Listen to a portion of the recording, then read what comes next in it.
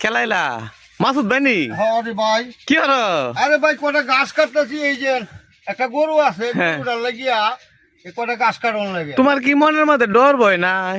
আরে ভাই ডর ভয় কুটা ভাই এই যে ইদানিং যে রাসেল বাইপার যে একটা সাপ বাইরেছে হ্যাঁ। এটা তো এই এলাকা তো ছড়াইতাছে।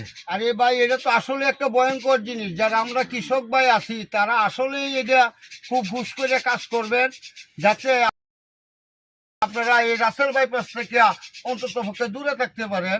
এটা অন্তত পক্ষে আমি বলি, কারণ কেরে রাসেল বাইপাস এখন বর্তমান বিভিন্ন জায়গায় আনাছে কোন আছে ছড়াই গেছে গা।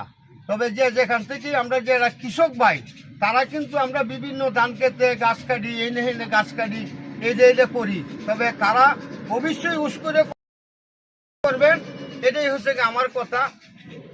তবে ভাই আপনার একটু সতর্ক হওয়ার দরকার।